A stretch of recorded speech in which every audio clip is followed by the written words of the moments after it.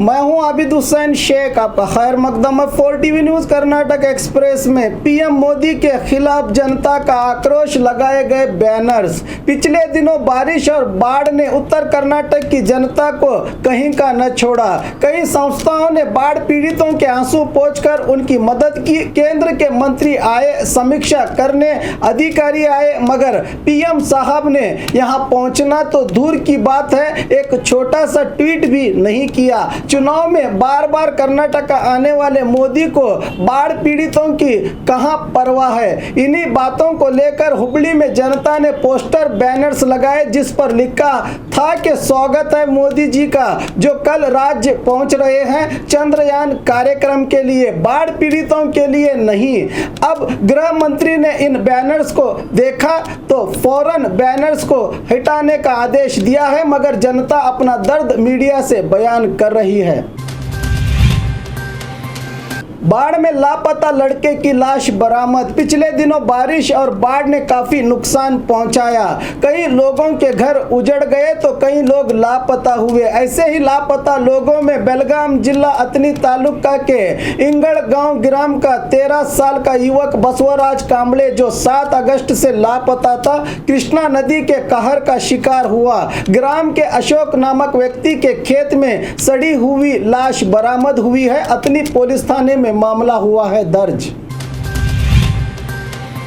वाहन सवारों को कमिश्नर की कड़ी चेतावनी। बेंगलुरु में मीडिया से बात करते हुए बेंगलुरु नगर कमिश्नर भास्कर राव ने बताया कि संचारी नियमों का पालन न करने पर ही हादसे घट रहे हैं। पढ़े लिखे लोग भी नो एंट्री में बेधड़क दाखिल होते हैं। वाहन हादसों में कमी लाने और जनता की सेहत का ध्यान रखते हुए मोटर व्हीकल्स एक्ट में तब्दीली करके 3 सितंबर से ही नया कानून लागू किया गया है। सिर्फ 2 दिन में 30 लाख रुपये जुर्माना वसूला गया है, कहा कमिश्नर ने। प्रस्तुत कानून के तहत वाहन हादसे में किसी की मौत हो जाती है तो 34A कलम लगाया जाता था, मगर अब इस कलम के साथ ही वाहन सवार पर कत्ल का केस 307 भी लगाया जाएगा। इस विषय में डिप्टी सीएम अश्वत्थ नारायण से चर्चा करने की बात बताते हुए वाहन सवारों को चेतावनी दी कमिश्नर ने।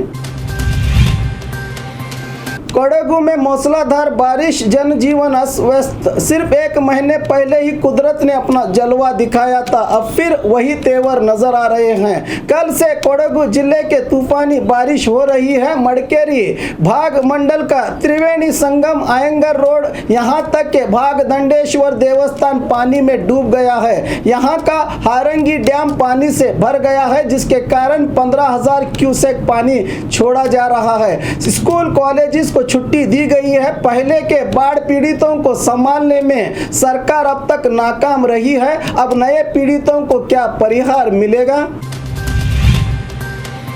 बीजेपी को सबक सिखाने फिर एक हुए कांग्रेस जेडीएस। कांग्रेस नायक डीके शिव कुमार की गिरफ्तारी के बाद राज्य में दूसरे पक्ष के नायकों में खलबली मची है। न जाने कब किस पर आईटी रेड हो या कुछ और। बहरहाल अब कांग्रेस और जेडीएस के बीच फासलों में कमी आई है। अब ये दोनों पक्षों के नायक मिलजुल कर बीजेपी को सबक सिखाने की चर्चा में लगे हैं। ऑपरेशन कमल को लेकर ईडी में शिकायत करने की चर्चा हो रही है। इसी के तहत कोलार जेडीएस विधायक श्रीनिवास गौड़ा ने बताया कि उनको भी बीजेपी ने करोड़ों का लालच देकर बीजेपी में शामिल होने के लिए ऑफर दिया था। इसके सारे सबूत मेरे पास हैं। दिल्ली जाकर वकीलों से चर्चा करके ईडी में शिकायत दर्ज करने की बात कह रहे हैं विधायक। अब देखना है कि शिकायत दर्ज होती है तो बीजेपी नायकों पर ईडी कार्रवाई करेगा या नहीं। रुपया चुराते समय पकड़े गए चोर, जनता ने की खूब खातिरदारी। ये घटना बेंगलुरु के बागलगुंटे इलाके में घटी है। रुपया उड़ाने की कोशिश करने वालों में 2 चोरों को पकड़कर पीटा लोगों ने। पटवारी नामक व्यक्ति जब एसबीआई बैंक से 50,000 रुपये लेकर निकल रहे थे तो 4 युवकों ने उनका ध्यान दूसरी तरफ खींचकर रुपया वाली बैग उड़ाने की कोशिश की तो वो चिल्ला उठे, जिसके चलते आसपास खड़े लोगों ने 2 चोरों को पकड़कर खूब पीटकर पुलिस के हवाले किया और 2 युवकों को पुलिस तलाश कर रही है।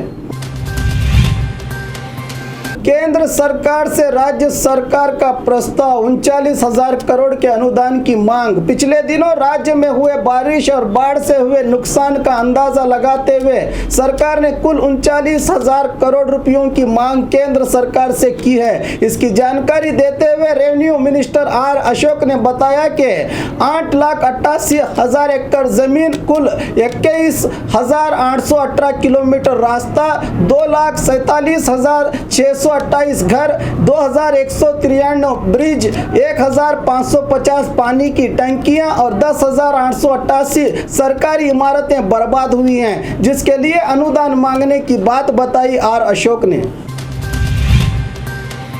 दक्षिण कन्नड़ा मंगलूरु जिला अधिकारी का अचानक से इस्तीफा, लोकतंत्र पर उठाए सवाल। अचानक दक्षिण कन्नड़ा मंगलूरु डीसी शशिकांत सिंधिल ने अपने पद से इस्तीफा दे दिया है। वैसे वो वैयक्तिक कारणों के चलते इस्तीफा देने की बात कह रहे हैं। खुले रूप से अपने इस्तीफे में लिखा है कि किसी भी नेता या अधिकारी वगैरह के दबाव में मैं इस्तीफा नहीं दे रहा हूं। यहाँ के सभी नेता, जनता सभी अच्छे हैं। ऐसे लोगों को छोड़कर जाना बड़ा दुखद मामला है। देश की अनेकता में एकता है। अनेकता को धक्का पहुंचने वाली व्यवस्था में काम करना मुझे गवारा नहीं है। आने वाले दिनों में देश मुश्किल के दौर से गुजरेगा। ऐसे समय में काम करना मुश्किल है, कहकर एक अहम सवाल उठाए हैं शशिकांत ने।